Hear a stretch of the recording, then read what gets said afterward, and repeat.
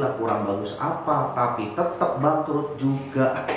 Pasti ada something yang bisa lo pelajari. Apa kelebihan Pak Gusti dibandingkan orang lain di dalam bisnis? Terima kasih. Itu udah kayak bapaknya, bukan bapak malah. Udah kayak buyutnya marketing.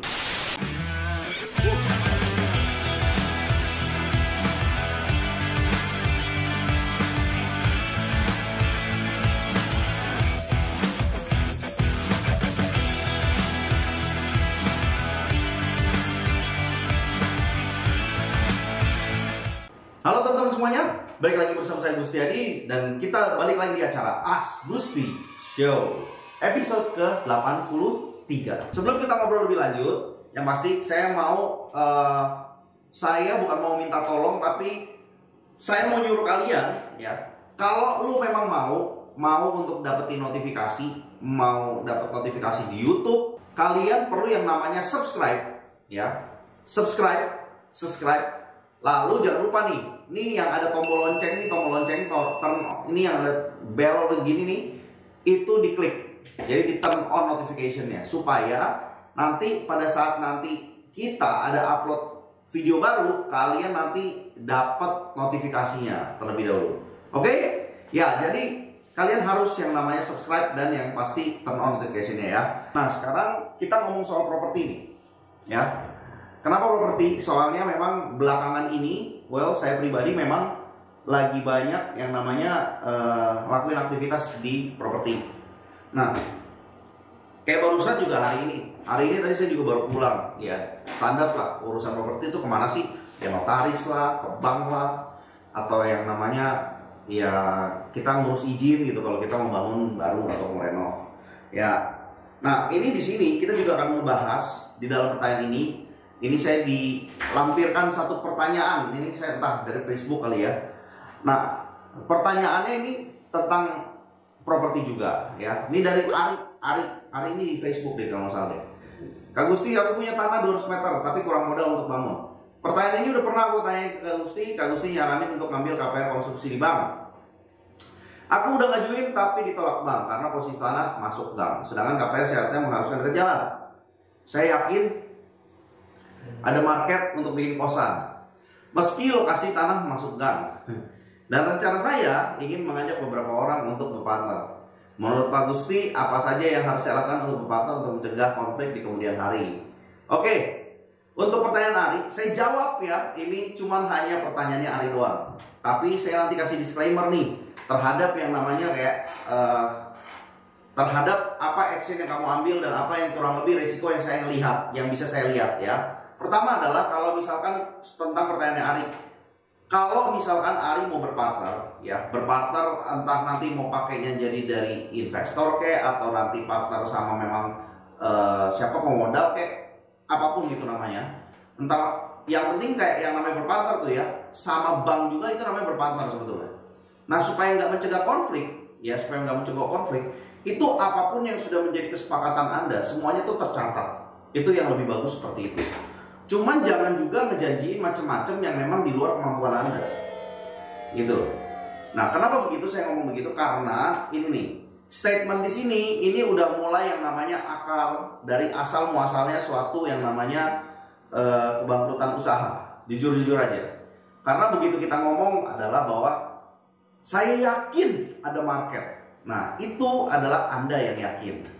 Cuman dari Anda yang yakin. Tapi kan dasar keyakinannya yaitu di Anda sendiri.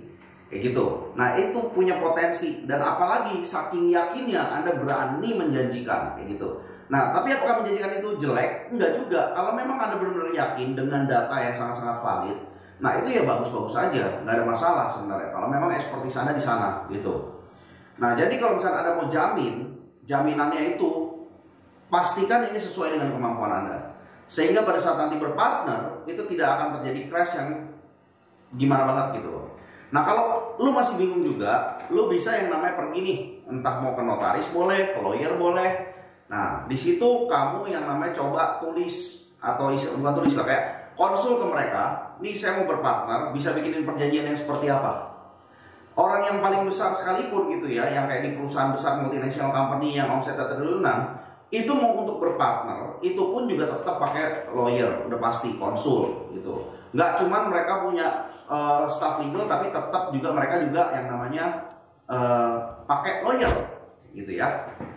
Nah jadi sebenarnya nggak ada salahnya gitu untuk Anda tuh yang namanya bisa konsul seperti itulah. Kalau misalkan mau gratis tuh ya datang ke kantor notaris terus ngomong, ini saya mau bikin perjanjian sama partner, ya sudah dibikin aja gitu kan. Nanti akan dikasih masukan, startnya dari mana, ini dari mana. Saya juga pada saat saya istilahnya pengen berpartner, saya juga biasanya akan datengin.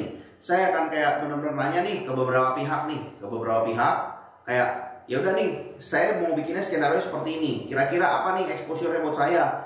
Kira-kira gimana yang namanya nih plus dan minusnya buat si investor kayak gitu. Nah itu jadinya kita tuh coba yang namanya melihat dari segala macam sisi dan kemungkinan-kemungkinan yang terjadi. Itu, tapi tetap tanamkan di pikiran Anda, mau seberapa rapih pun Anda, mau seberapa jagonya Anda untuk yang namanya mengakomodir itu semua, ya tanamkan bahwa konflik itu tidak mungkin Anda bisa cegah. Karena konflik selalu ada. Apalagi kalau dengan yang namanya bertambah banyaknya orang yang dalam berpartner ini, itu akan terjadi semakin banyak konflik. Kenapa? Karena kepentingannya beda-beda dan banyak banget kepalanya, ya. Kayak gitu. Nah, sekarang saya akan ngomong dari sisi resikonya nih. Problemnya adalah gini. Di sini problemnya ya, Ari itu adalah mau ngambil KPR konstruksi tapi nggak setujuin sama bank. Karena ya propertinya gitu loh. Propertinya itu masuk ke GAM. Saya pribadi nggak akan yang namanya merekomen untuk properti juga yang masuk ke GAM. Kenapa? Karena it's not marketable.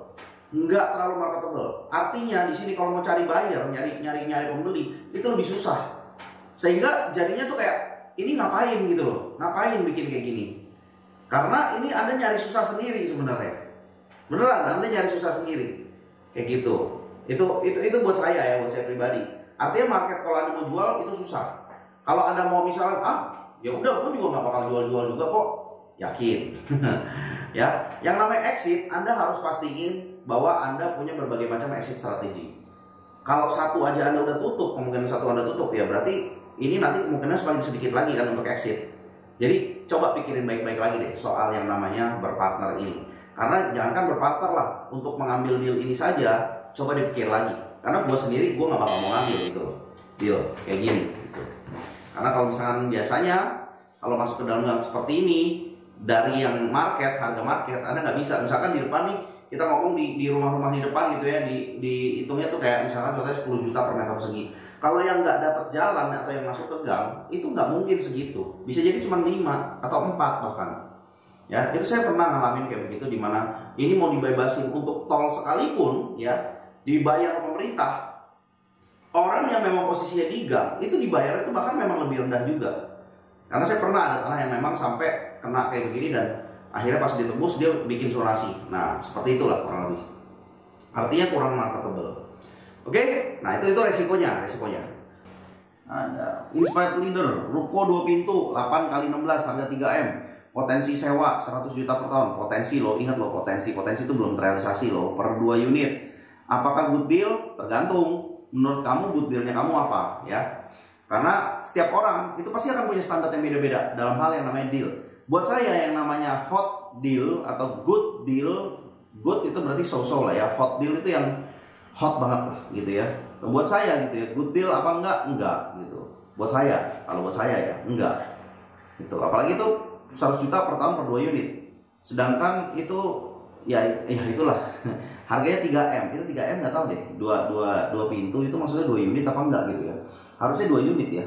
Kalau 2 unit ya udah berarti dapatnya 100 juta 3M. Berarti cuma dapat 3%. Buat saya enggak banget sih. Sangat enggak banget malah. Belum ditambah sama kepotong pajak loh. Sangat enggak banget. Pasti saya enggak akan prefer di sana. Tapi buat kebanyakan orang bisa jadi 80% yang ada di Indonesia, mereka dapat 3,33% seperti ini. Bagus. Belum dipotong pajak ya. Potong pajak lagi 10 juta jadi dapatnya 90 juta. Gitu ya. Ya. Jadi kalau misalkan buat kebanyakan orang, mereka ngelihat bahwa dapatnya harganya 9 begini, artinya dapat 3% genap. Ya artinya bagus kata mereka. Ya sudah, kalau menurut Anda bagus, ya berarti itu bagus. Oke? Nah, terus lanjut. Vizem. Kalau menurut Koko marketplace itu menjanjikan nggak? Marketplace ya menjanjikan lah, kenapa enggak? Tapi tergantung marketplace-nya siapa. Dius Golden Ratio, videonya di save ya kok. Ya, di save. Kalau Instagram kan 1 jam ya. Oke, so nih lanjut. Ada pertanyaan dari Instagram dari Vito Halim. Apakah sekarang komposisi sumber penghasilannya hanya dengan passive income? Jawabannya adalah iya. Ya, kalau sekarang jadi memang sumber penghasilan saya memang cuma dari passive income saja. Kalau tahun lalu itu enggak, itu ada juga dari oh iya ini kayak begini nih kayaknya nih yang namanya loading nih. Ya reconnect terus nih ya. Ya mungkin kayaknya ini salah koneksi kayaknya. Nah, jadi kalau memang tahun lalu memang kebetulan enggak cuma passive income, jadi ada juga bagian yang aktif income-nya. Aktifnya itu adalah dari yang memang dari dari scale up lah, begitu ya. Karena dulu saya manage scale up. Nah, tapi kalau sekarang jadinya karena saya udah nggak dapat penghasilan lagi dari scale up, ya sudah. Jadinya saya memang mengandalkan penghasilan saya cuma murni dari pasifnya aja, gitu.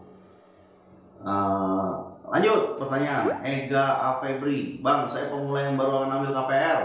Apa saja yang mesti saya lakukan untuk itu? Pertama, yang pasti lu mesti pelajarin tentang KPR, gitu. Anda udah join belum sama DPM 101? Kenapa? Karena memang di situ produk tersebut diciptakan untuk menggait Anda untuk bisa ngambil KPR dengan benar, ya, untuk bisa mengambil KPR dengan benar. Nah, jadi gitu. Jadi Scale Up tuh bikin produk DPM 101 itu memang saya yang ngajar di sana dan itu bentuknya video, ya. Nah, di situ nge-guide step by step gitu ya DPM 101 untuk bisa Anda melakukan pembelian baik dengan menggunakan KPR atau tidak, kayak gitu ya. Jadi itu fokusnya adalah bagaimana mengakuisisi properti. Di situ adalah untuk mempersiapkan Anda pada saat mengambil KPR, apa aja sih yang mesti saya lakukan. Nah, di situ di-guide jadinya satu persatu startnya gitu kan. Anda perlu menganalisa, kedua Anda perlu cek juga properti idealnya Anda seperti apa. Ketiga Anda perlu menilai. Nah, itu step by stepnya Anda akan dapetin itu di situ. Nah, kalau misalnya ditanya ya Anda perlu pelajari dulu tentang KPR. Kalau Anda memang memilih untuk menjalani ini, untuk menjalankan kayak istilahnya mempelajari ini semua sendiri, kamu bisa yang namanya jalan ke bank, and then Anda tanya apa yang dibutuhin.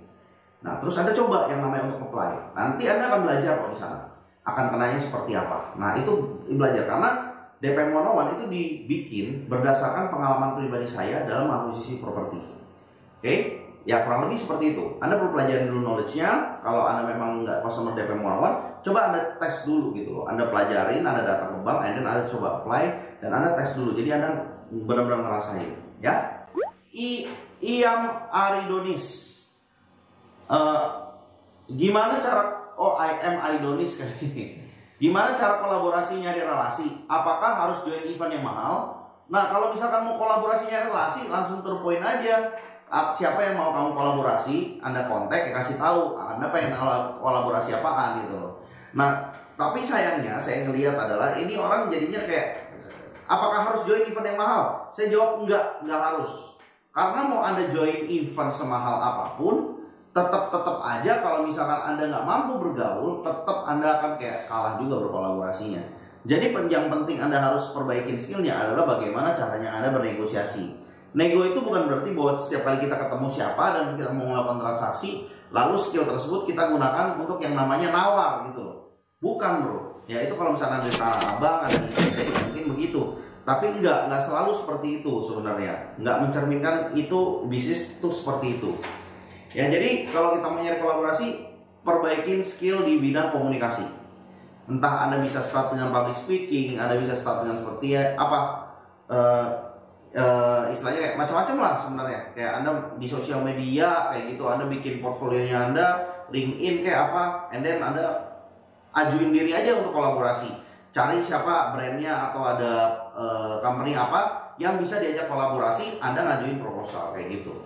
Ya, nggak harus kok. Tapi kalau misalnya Anda ngikut event yang mahal, ya itu akan membantu. Karena biasanya event mahal tersebut isinya ya ada banyak orang yang memang bisa diajak kolaborasi.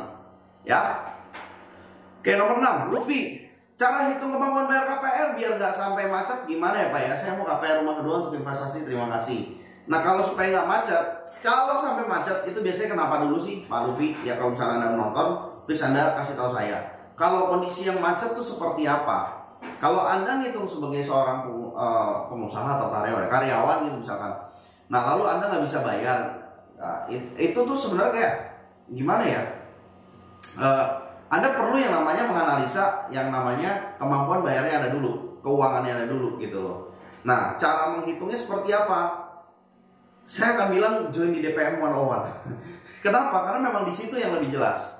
Kalau dari saya di sini, saya cuma akan bilang ya Anda perlu menghitung kemampuan bayarnya berdasarkan perspektif bank. Karena bank akan melihat nih, lu udah punya cicilan satu, lu bakal punya cicilan kedua. Cicilan kedua ini nggak boleh yang namanya kalau digabung sama yang cicilan pertama itu nilainya sekian gitu. Ya kenapa? Karena kemampuan bayarnya itu dinilai dari penghasilan. Nah, apakah kemampuan bayarnya cukup? Nah, itu baru jadi pertanyaan. Kayak gitu. Nah, jadi sebetulnya soal masalah jadi macet apa enggak itu tergantung semua masing-masing balik ke yang namanya yang megang dealnya tersebut gitu loh. Yang megang bolanya, bola panas itu adalah yang memang dapat KPR-nya itu sebetulnya.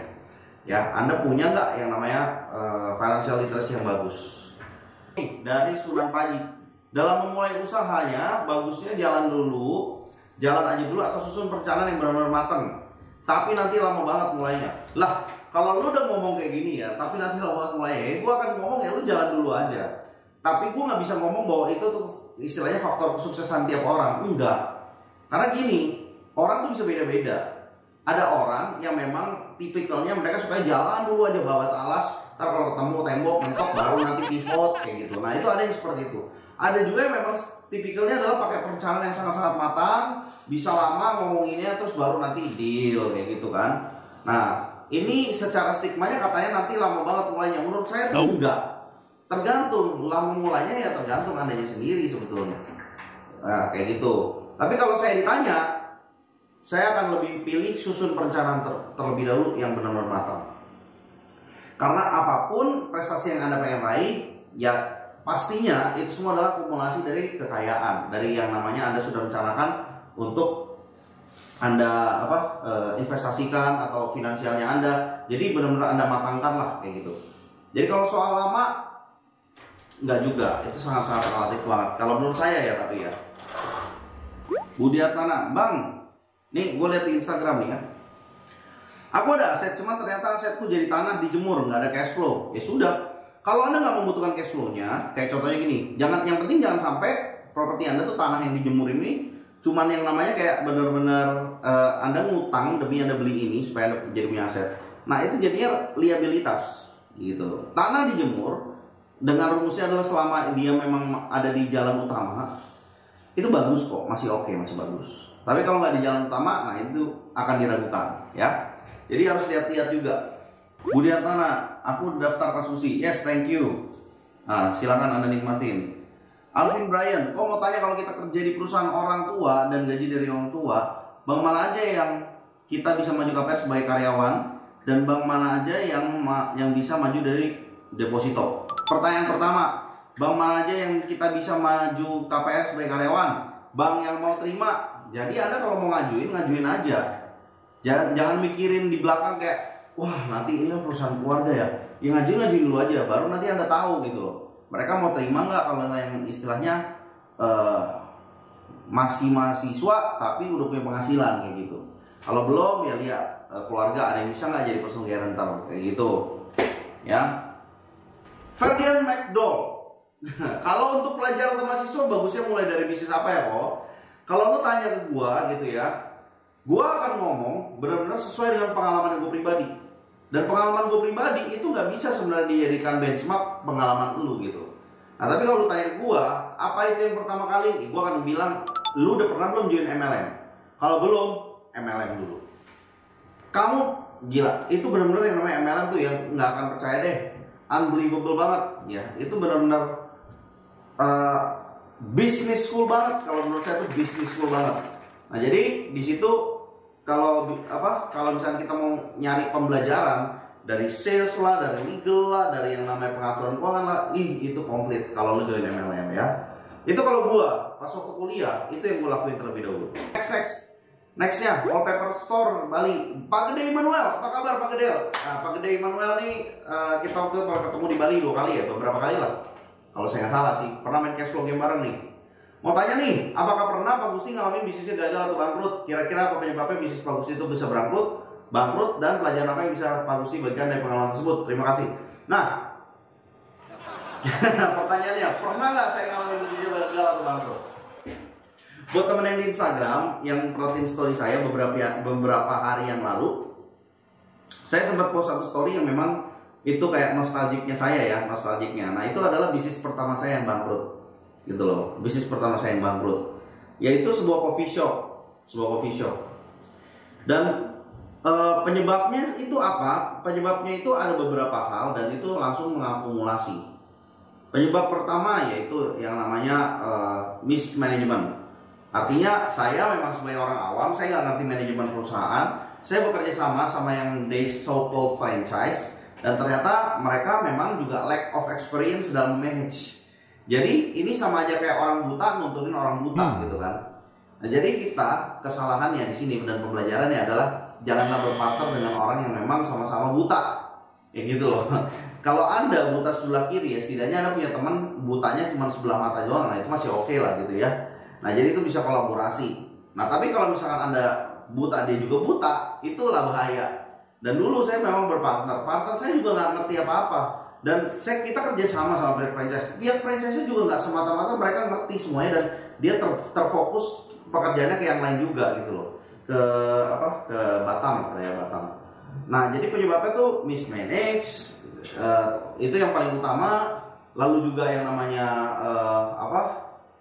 ya apalagi ya, banyak sih sebenarnya, cuman perintil-perintilan semua gitu loh, kayak nggak banyak, nggak penting semua. Dan kalau misalnya saya diulang lagi, saya tetap pasti akan ngulangin lagi, cuman yang memang dengan gaya yang berbeda lah kayak gitu. Dan yang pasti ya itu benar-benar mengundang ini sih ya, agak-agak bikin trauma sih waktu dulu bangkrut ya kayak gitu. Dan itu bikin saya waktu itu trauma bisnis gitu.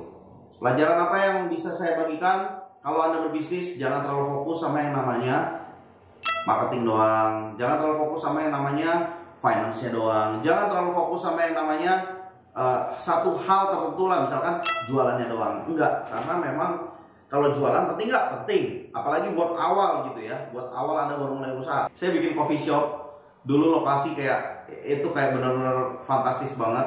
Kalau kalian pergi ke Jakarta tuh lokasinya tuh di Sarinah Tamrin. Kalau kalian di situ di Sarinah Tamrin saat ini kalian masih lihat yang namanya Excelso. Nah, Excelso itu yang saat ini itu ada, itu masih desain dari zamannya saya bikin coffee shop itu. Saya yang ngerombak itu semua, itu ngerombaknya jadi semi permanen tapi malah jadi bisa dimanfaatin. Kayak gitu. Nah, itu desain masih desain saya, bikin mezanin di sana, pelopornya juga pelopornya saya. Nah, itu di sana. Nah, itu dulu namanya bukan Excelso, dulu saya ngambil franchise juga bukan Excelso tapi Miko Coffee namanya.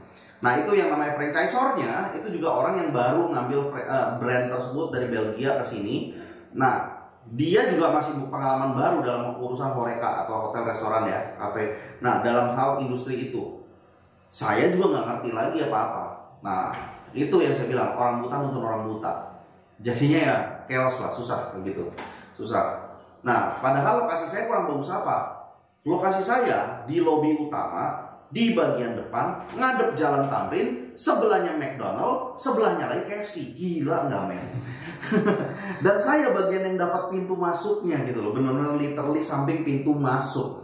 Untuk yang dari basement itu juga naik ngelewatin kafe saya, yang dari ground juga lewatin kafe saya. Luar biasa banget kan lokasinya gitu loh. Udah gitu ditambah dealnya juga bagus banget. Bayar sewanya nggak sebesar sewa-sewa outlet yang lain. Karena sewanya profit sharing, gila kurang bagus apa, tapi tetap bangkrut juga.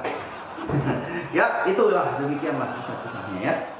I am Aridonis. Oke, ini di IG ya. Ada saran nggak buat mahasiswa? Enaknya investasi ke diri sendiri dulu apa mencoba hal-hal baru langsung action gitu ya? Pastilah investasi ke diri sendiri dulu lah. Kalau apalagi lu masih muda, saran gue sih balance. Satu, lu invest yang namanya ke diri lu sendiri dalam hal knowledge. Beli buku, ngikutin satu mentor lah siapa. Tapi mumpung lu masih muda, lakukan hal yang bisa lu lakuin sedini mungkin. Ya sedini mungkin, mumpung lu masih muda. Gitu. I'm Aridonis, mentor marketing siapa kalau boleh tahu? Biar saya ada referensi. Sebenarnya kalau ngomong figur marketing ya, figur marketing itu sebenarnya saya ngelihat Jay Abraham. Itu udah kayak bapaknya, bukan bapak malah, udah kayak buyutnya marketing. Karena ilmunya dia itu yang menjadi basic semua ilmu marketing yang ada di sini semua, yang ada eksis di dunia ini sampai sekarang. Cuman banyak sekali orang yang memang mengklaim bahwa gue expert di marketing, gue ini kayak gitu ya. Nah, gue nggak bilang kalau mereka tuh nggak expert, orang-orang yang mengklaim tersebut. Cuman kalau kita ngomong, kita tilas balik, kita cari tahu gitu ya, yang mereka lakuin itu sebenarnya basicnya adalah dari wejangan si bapak J. Abraham. Nah, itu memang orang yang nggak terlalu terkenal kok. Tapi kalau misalkan saya sebut kliennya, dijamin Anda pasti akan kenal. Dari kita ngomong Coca-Cola, kayak gitu ya, Coca-Cola, lalu siapa lagi? Itu Coca-Cola bayar dia per tahun $9 billion, gitu loh. 9 billion, iya benar. Makanya dia disebut itu, karena dia tuh kayak satu-satunya yang dibayar begitu. Dia sempat disebut ya $9 billion man, gitu loh. $9 billion man. Karena dia dibayar segitu per tahun. Ya, luar biasa kan, gitu. Nah, next. Gak ada sih orang. Kalau Gusti boleh tahu nggak 5 buku yang sangat berpengaruh di Ko Gusti? Untuk saat ini yang saya masih ingat ya, yang saya suka ya, itu Money Master the Game, Tony Robbins, Millionaire Fastlane, MJ DeMarco, Robert Kiyosaki, Second Chance, bukan Rich Dad Poor Dad, karena Rich Dad Poor Dad justru saya nggak terlalu gimana kesannya banget, tapi Second Chance, gitu. Second Chance itu saya berkesan banget. Lalu Real Estate Riches itu Dov DeRose, gitu. Lalu buku Unshakable, Tony Robbins, ya Tony Robbins. Ada lagi nggak ya? Ada, seingat saya. Sebentar, saya lagi ingat lagi. Saya saat ini lagi baca bukunya Ray Dalio sih, yang pasti. Ini agak berkesan, tapi saya nggak bisa bilang bahwa ini yang paling berpengaruh apa enggak, belum. Tapi paling banyak yang tadi saya sebut. Oke, next ada pertanyaan dari yang Andreas. Saya baru mendapat warisan kos-kosan yang umur bangunannya 20 tahun. Ada 50 kamar, lokasi dekat kampus, namun okupansi 50%. Apa saja yang harus saya lakukan untuk meningkatkan okupansi menjadi 100% gitu ya. Nah, gue akan ngomong terus terang ya, gue nggak expert di sini dalam hal yang namanya ngisi okupansi. Pengalaman gue di sini minim banget. Cuman kalau misalnya gue ngasih tips yang pasti ya, karena lu udah 20 tahun, yang paling pertama adalah diremajain dulu. Yang namanya bangunan udah usianya 20 tahun itu perlu diremajain. Kalau kita masukin ke hitungan accounting aja, yang namanya depresiasinya bangunan itu ya 20 tahun. Jadi dianggapnya itu udah kayak habis bahkan itunya, ya kayak udah expired date gitu ya. Nah itu pertama ya remajain dulu, udah pastilah. Nah lalu yang kedua, nih ya pastilah harus remajain ya. Kenapa? Karena orang kan yang namanya kalau misalnya disuruh milih kosan yang baru apa yang lama ya pasti milih yang baru. Jadi perlulah diperbaruin. Nah, lalu yang kedua adalah kerjasama sama yang lebih expert, gitu loh. Nah, saya pribadi memang lagi bangun aja, saya bangun kosan gitu ya, saya lagi bangun. Nah, tapi pada saat saya lagi bangun, saya itu kan nggak expert. Saya ngomong nih terus terang nih, saya nggak expert. Saya nggak berani jamin apa yang saya paham itu bisa menjanjikan bahwa itu bisa okupasinya sampai 100%. Enggak. Tapi kalau saya bisa dapat partner yang bisa ngasih, nggak okupansi sih, omset sesuai dengan yang memang saya inginkan, bahkan lebih. Dan mereka guaranteed itu minimum ya buat saya that's fine gitu loh. Jadi saya bisa pelajarin apa yang mereka lakukan sih gitu loh. Karena gini, kalau dari teori yang mereka cerita ya ada yang disewain mingguan, ada yang disewain bulanan, tapi lebih banyak disewain harian. Nah itu kalau disewain harian, okupansi 50% aja, ya sama aja kayak kamu punya kosan 100%, keisinya cuma kosan yang bulanan 100%. Tapi padahal itu dijual harian, tapi cuma 50% okupansinya. Tapi secara omset sama kayak okupansi 100%. Kayak gitulah kurang lebih. Nah jadi kerjasama sama beberapa manajemen properti yang memang handal lah di bidangnya. Terutama dalam hal ngisi okupansi. Nah memang ada keterbatasan. Beberapa pihak manajemen seperti contohnya saya ketemu Tauzia itu yang punya Haris, yang megang brand Hotel Haris. Nah contohnya itu minimum requirementnya untuk supaya mereka manage itu 80 kamar. Nah, ada tapi yang kecil-kecil juga ada yang segmen 50 kamar tuh, seperti Aoyo, Red Door, Airy. Nah, Anda kerjasama aja sama mereka. Ya, tapi biasanya mereka akan punya standar untuk meremajakannya. Oke? Ya, itu Andreas. Herdiana Chan. Ya, saya punya uang 100 juta dari hasil kerja saya. Menurut Ko Gusti, uang itu dipakai invest properti apa invest saham? Saya bingung menggunakan ini, takutnya salah langkah. Pertama, kamu pakai buat invest ke diri kamu dulu sendiri. Coba kamu invest ke edukasi. Ya, contoh nih, lu punya 100 juta gitu ya. Gua akan lebih prefer, gua kehilangan 20 jutanya buat gua belajar di properti dan di saham. Baru kamu putuskan untuk investasiin 80 jutanya itu sisanya ke properti atau ke saham. Percayalah itu jauh lebih worth it daripada kamu invest ke 100 juta ke something yang kamu nggak tahu. Kalau saya ditanya, saya akan lebih prefer begitu. Ya, oke? Itu tuh, Pak Erdi yang chat. Oke, ini ada pertanyaan berikutnya lagi. Ingo Edge. Apa kelebihan Pak Gusti dibandingkan orang lain di dalam bisnis? Terima kasih. Terima kasih atas akurasi dari pertanyaannya. Coba ada yang nanya itu kayak gitu ya. Apa kelebihan Pak Gusti dibandingkan orang lain? Saya berkelebihan berat badan. Tapi kalau di dalam bisnis enggak kok. Orang lain banyak yang lebih daripada saya. Sumpah. Banyak banget yang lebih daripada saya. Saya masih apa gitu loh. Sumpah saya masih apa gitu. Cuman kalau gue mau terang-terangan ya banyak juga orang lain yang memang di bawah saya. Karena kita kan hidup memang dalam lingkungan yang memang benar-benar masif, banyak banget. Kalau kita ngomong percentage, orang lain yang lebih sukses dari saya itu memang secara persentase pasti lebih sedikit daripada orang lain yang nggak sesukses saya gitu loh, yang lebih di bawah. Pasti lebih banyak. Itu yang udah hukumnya. Nah jadi kalau ditanya kelebihannya saya, setidaknya ya saya lebih daripada orang-orang yang lain itu, dan saya bersyukur akan hal itu. Saya bisa diberi kemewahan seperti itu, gitu ya. Nah cuman gitu ya, saya sendiri juga tidak melulu-melulu memang ada di posisi yang ya sukanya tuh ada di sini terus. Saya masih suka nih belajar sama yang di atas, makanya saya bilang masih banyak. Karena saya kenal banyak banget orang-orang yang ada di atas dan saya nggak sabar terus-terusan pengen mentoring, pengen belajar sama orang-orang yang ada di atas saya. Jadi saya nggak tahu ranahnya yang dibandingkan sama orang lain ini adalah orang lain yang siapa. Yang pasti di situ. Tapi kalaupun ada, dengan sangat respect banget, saya juga nggak akan merendahkan kalau oh dia di bawah saya kayak gitu loh. Oh dia di atas saya mungkin gitu ya. Karena apalagi kalau saya nggak kenal, saya nggak akan ngejudge orang berdasarkan something yang memang bahkan saya nggak tahu kayak gitu. Ya. Tapi Anda belajar dari orang yang di bawah Anda sekalipun, you can never learn less. Kamu nggak akan pernah kayak nggak belajar apa. Pasti ada something yang bisa lo pelajari, gitu. Selalu, gitu. Dulu saya pernah ikut satu seminar juga, yang ternyata pembicaranya itu bahkan kalau dari secara ekonomi itu di bawah saya jauh. Tapi justru saya dapat hal yang justru paling inspiratif dari dia, yang membuat saya tuh justru malah naiknya cukup lumayan dari tahun 2015 ke 2017. Itu peningkatan aset saya 8 kali lipat langsung menjomplang, gitu ya.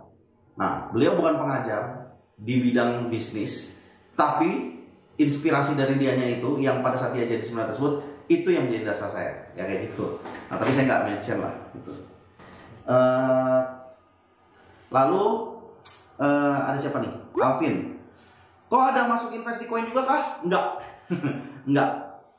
Saya nggak tahu apakah story saya di highlight apa enggak, karena saya sempat bikin kalau nggak salah ada di Agusti berapa gitu, saya lupa.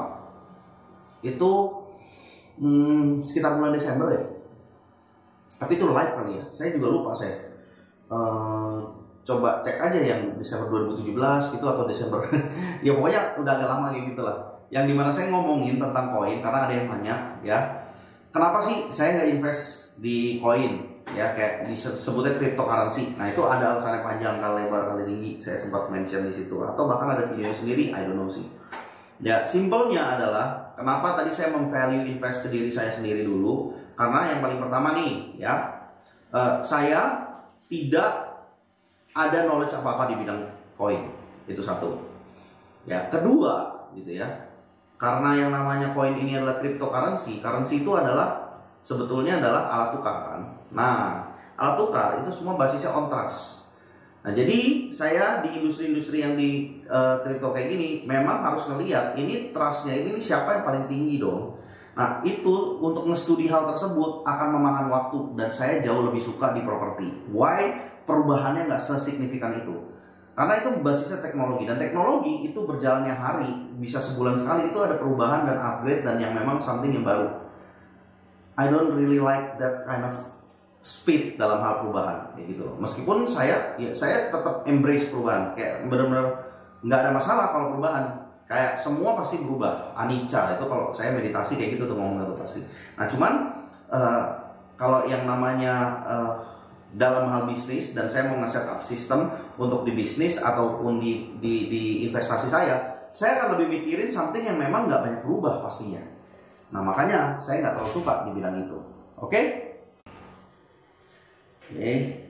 Banyak, ada mas tanya nih Krisna, kok invest di Indomaret minimal budget berapa? Kalau saya itu kan rata-rata sendirian ya. Saya tuh waktu itu paling rendah yang saya beli tuh baru 33 juta, yang paling tinggi itu 908 juta. Simin, saya pindah nonton dari IG Anica Ketidakkekalan. Oh iya, tadinya dari ini nih, ada di Facebook ya.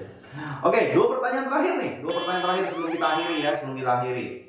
Mau tanya nih, kemanakah ini dari Ricky ya, Ricky Rockman. Mau tanya nih, kemanakah kita harus menjual properti kita agar cepat laku dan bagaimana cara memasarkannya, terutama rumah second. Terima kasih. Gua akan kasih tahu bahwa I'm sorry to say, gua nggak expert dalam hal menjual properti. Ya, saya itu dalam hal penjualan properti itu cuma ada cerita ngejual propertinya baru, itu pertama ya, baru karena memang saya developer juga. Nah, dan caranya pun saya itu adalah melempar ke agent. Kebanyakan melempar ke agent. Selalu ada pihak ketiganya di antaranya. Ada middle guy-nya, ada maklarnya. Karena memang ekspertisnya saya adalah memang di investasi dan juga dalam hal ya manage tersebut. Jadi project manager seperti itu. Ya memang dunia saya pun memang di dunia bangunan, di dunia sipil gitu. Dan saya suka bikin bangun kayak gitu kan. Nah jadi dalam hal permasalahan itu bukan yang namanya ekspertis saya. Karena bukan ekspertis saya, makanya saya serahkan ini ke pihak lain. Nah jadi mungkin saya cuma bisa nyaranin sama Ricky, Bro Ricky ini adalah supaya Anda cepat laku, carilah pihak ketiga, keempat, kelima, keenam, ketujuh, ke-8, ke-9, ke-10 sebanyak-banyaknya yang bisa menjadi leverage-nya Anda dalam hal memasarkan. Karena harusnya posisi kita sama nih, kita bukan orang yang ahli memasarkan properti, terutama rumah second gitu loh. Nah saya investasi properti memang nggak pernah saya jual. Bisa dibilang dalam track record saya beli properti, itu total ada 11 saya beli properti, itu tidak ada nggak ya? Oh enggak, saya beli 12. Ada satu yang saya udah pernah jual. Nah itu yang properti kedua ya, iya, properti kedua yang saya beli itu saya jual karena waktu saya beli, habis itu bulan depan saya ngerasa itu salah, saya langsung nyari ini kalau bisa exit secepat-cepatnya saya exit kayak gitu. Nah lalu pertanyaan yang terakhir, Nelson Marcelo, pernah nggak Ko Gusti salah tafsir harga properti jadi beda sama tafsiran appraisal bank? Pernah dong, pernah banget. Pernah, dan itu bener-bener sangat gede banget bedanya. Saya cerita ini aja deh. Ini kalau yang properti pertama kedua sih memang nggak terlalu ya, karena memang itu pertama sama kedua tuh ngambil sama developer.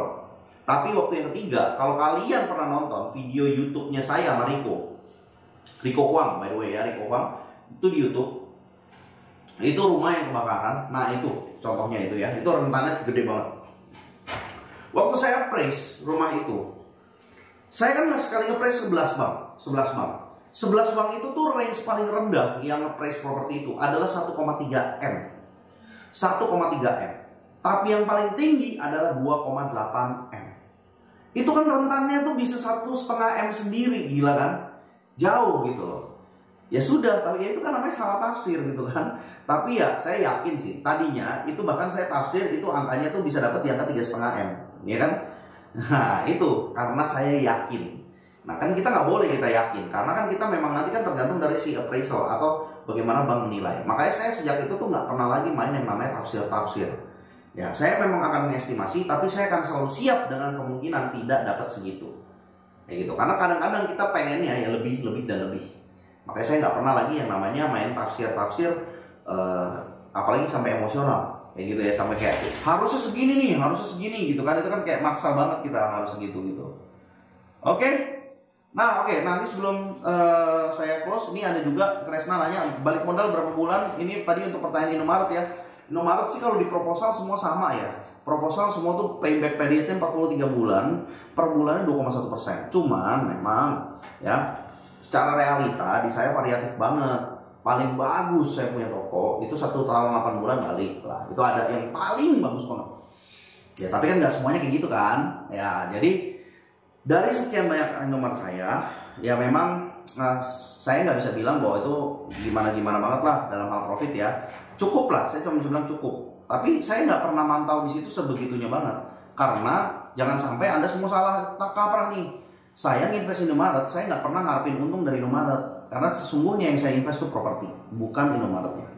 Nah, gimana kok bisa begitu? Makanya pastikan Anda join di Digital Property Masterclass.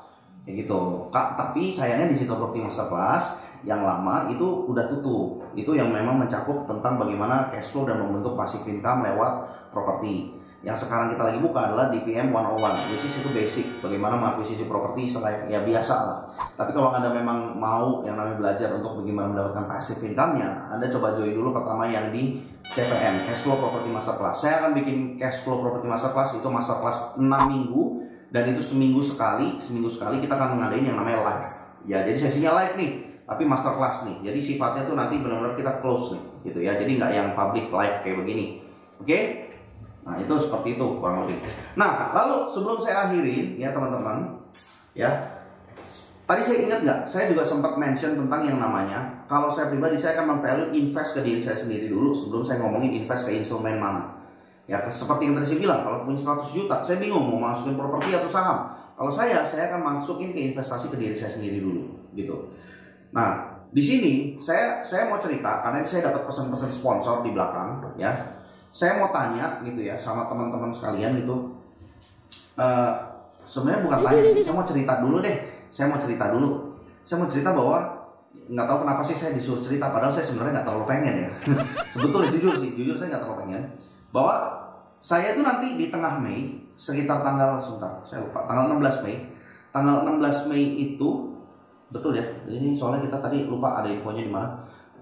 Tanggal 16 Mei itu ada satu event di Singapura. Saya suka ikut event di Singapura karena memang itu dari dunia itu tuh masih bisa ngumpul ke Singapura. Tapi kalau ke Indonesia tuh susah, izinnya susah, masih susah gitu ya. Nah, di Singapura ada yang namanya National Achiever Congress, NAC. Oke.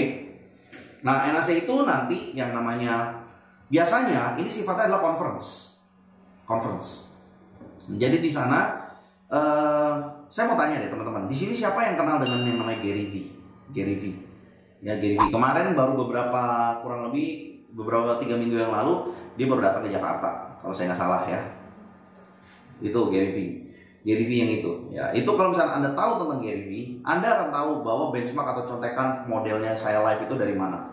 Dari dia. Kayak gitu ya, dari dia. Nah, itu Gary V. Salah satu idolnya saya. Saya juga salah satu suka dengan yang namanya konten-kontennya dia juga.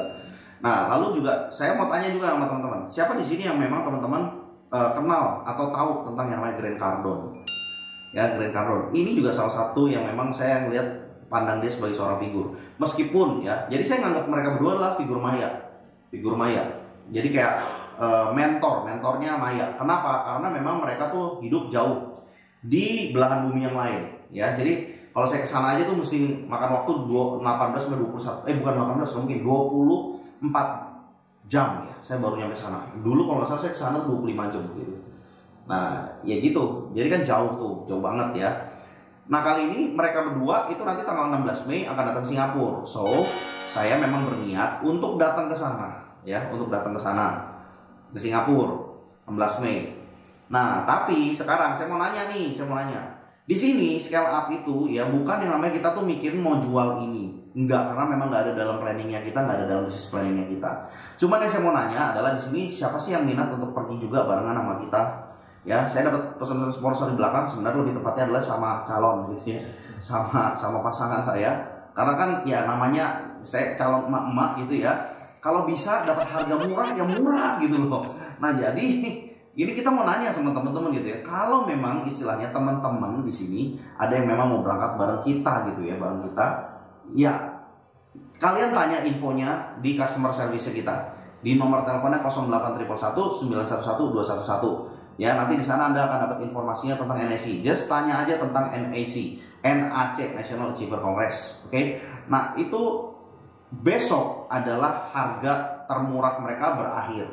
Tanggal 29 Maret tuh hari terakhirnya. Artinya nanti itu harga sampai tanggal 29 Maret, artinya besok. Nah, jadi paling lambat itu besok. Kalau misalkan Anda bisa yang namanya tertarik juga untuk kita bareng, ya udah, Anda coba daftar aja di sana ya. Anda coba daftar sama customer service Scale Up. Nah, nanti mungkin kita bisa arrange something lah di sana, kayak gitu. Hopefully ya. Tapi no promises, benar-benar no promise. Dan itu range harganya adalah dari 429.000. Ya, di sana nanti cuma 1 hari dan itu hari Kamis. Saya udah booking hotel duluan, saya udah booking pesawat duluan sebelum saya bahkan beli tiketnya. Nah, itu yang pasti hari Kamis ada Gary V. Saya yakin dia cuma ngomong, biasanya umumnya cuma 1 jam sih udah pasti kasih kayak waktu itu di Indonesia. Nah, tapi di sini saya memang bukan pengen ngambil kesempatan untuk yang namanya dengerin doang. Karena di sini jadi kita bisa take picture sama dia juga, bisa foto. Nah itu yang bisa foto, tapi harganya 5,5 juta. Which is itu nggak, memang menurut saya itu nggak mahal gitu loh. Karena biasanya kalau saya mau foto sama Tony Robbins, contohnya itu figur satu yang jadi mentor Maya saya juga gitu ya, itu mesti ngikutin seminar dia dan bayarnya $8.000, Bo. Dan itu jumlahnya tuh sampai belasan ribu orang. Nanti bulan September ada lagi di Singapura. Belasan ribu orang, dan kalau kita bayar yang paling mahal, which is $8.000, baru tuh punya kesempatan untuk foto. Foto pun gak bisa ngobrol sama dia, gitu. Saking ramainya, gitu. Nah, cuman saya punya positive thinking bahwa ini nggak akan seramai itu. Jadi punya kesempatan untuk bisa sekedar chit chat. Kayak waktu dulu di tahun 2017 saya sempat ada eventnya Robert Kiyosaki. Nah itu sempat bisa ngobrol sama dia jadinya. Dan itu enak banget kayak gitu. Nah bayangan saya tuh yang seperti itu soalnya, bayangan saya. Oke? Nah, jadi kalau if you are interested, you can chat with Aura di 0811 911 211. Itu di NAC, National Achiever Congress. Anda tanya aja tentang NAC. Iya, karena dulu waktu saya ikut Robert Kiyosaki, bener tuh katanya Rubin.